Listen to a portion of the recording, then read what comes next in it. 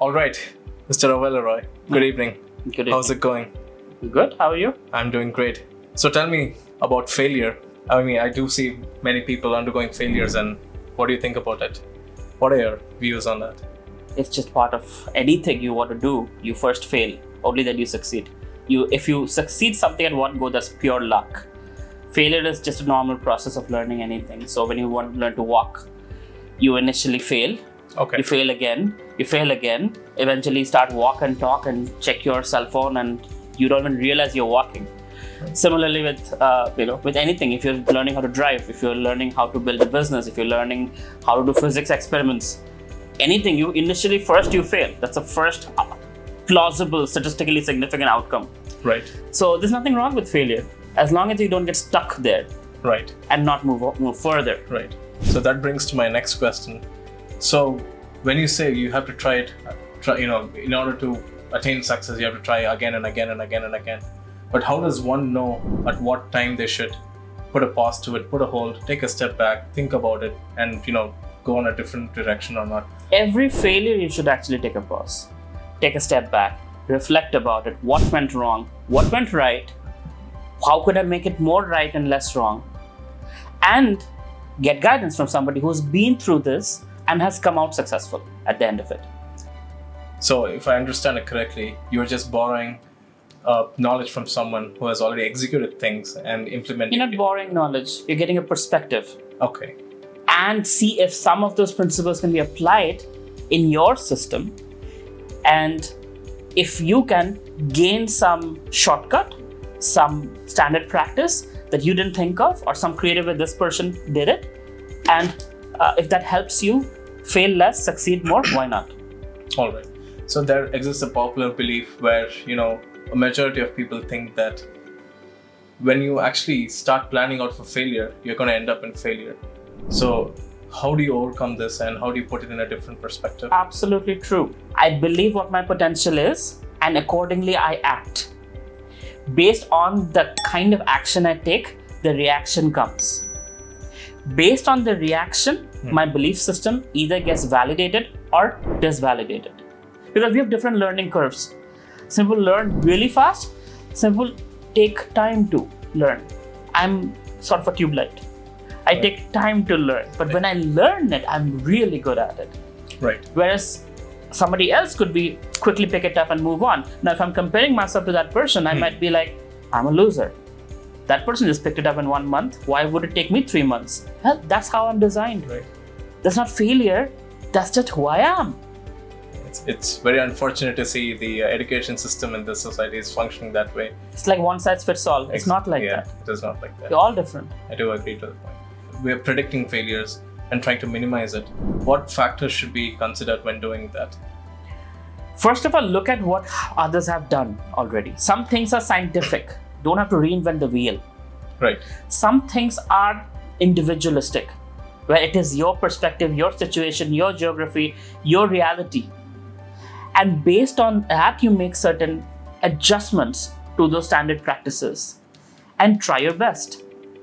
And try to measure your success. Have a clear sense of what success looks like. A lot of people don't know what success looks like. Right. They think it's either money, it's some number. Right. It might not be that.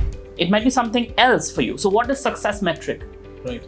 So when talking about success metrics, could you please break it down for us as to what success is?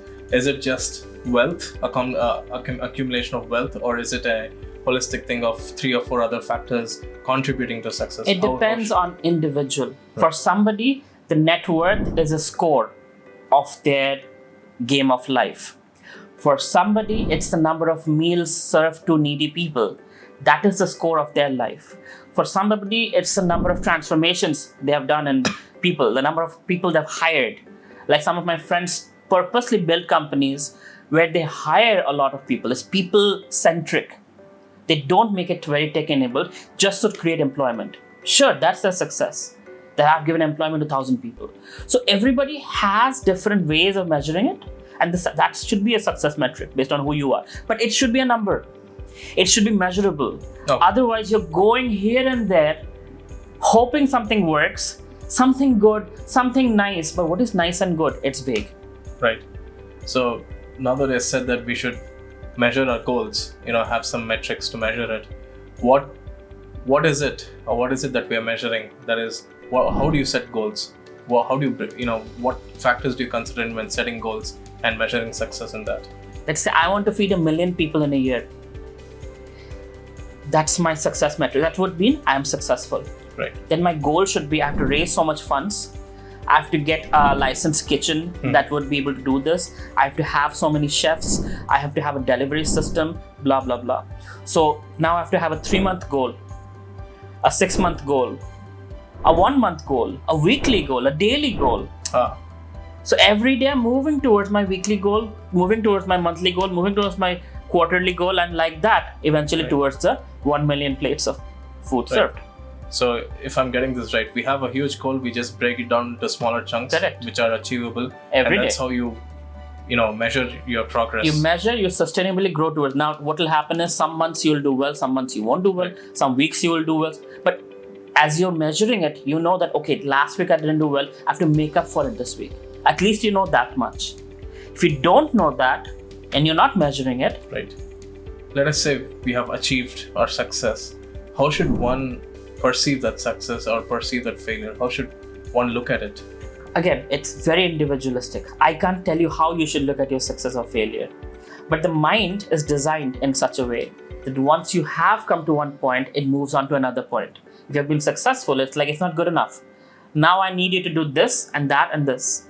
If it's failure, it's going to be like, you're not good enough. So might as well just go into depression or sleep or do whatever. Right? So mind is a very fickle thing. So how you perceive success or failure depends on how you built your mental system, your software, right? How that functions, that operating system of your thinking and ability. Some people are very successful and not happy. Right. Some people are not so-called materially successful, but very happy. Wow. That is, defines what success is to them and defines how their mental setup is. Right. How they look at happiness. Right. How do you overcome failures? I mean, this is a very generic question that everyone asks, but how do you usually overcome that? Why do you have to overcome failure? For example, because you need to repeat the process without it's getting healthy exhausted. to have fever. Right. At least once or twice a year. It's healthy to have fever. It's healthy to have a stomach ache because it flushes the system. So some things are required. A little bit of failure makes us humble. A little bit of failure also tells us, what did I not do right? What kind of qualities can I develop? What kind of skills can I develop? And it allows me to stretch myself a little bit more. So failure is devastating for those who don't have much going on in their life. And I feel the pain. I understand how bad that might be. Right. But for a high-performing individual, they can't get stuck with that. In fact, people like Jeff Bezos, they brag about how much they fail. They fail much more than they succeed. But one success, does enough to set off all those failures. Like stock market, if you invest in 20 stocks, probably 3 of them would do really well. Right. The rest won't. Right. But those 3 of them that did really well will make up for all the other losses or whatnot. Yes. Right? Yes. So that's how I look at failure. It's not something to get over. It's just a part of life. Use it to your advantage, to leverage it, to go forward, to grow as a person, to grow as a professional and whatever else. Oh, that's really insightful actually. I didn't think of it this way because, the popular belief is that, how do you overcome failure? Because you don't want to actually acknowledge the fact that you're failing and then moving on. I mean, how do you overcome night? You don't wait for it, day comes. Exactly, yes. So, wow. Thank you for watching this video. If you need more help, you can use the number in the description to book your meeting or mentorship. Just call or DM on WhatsApp to book your slot.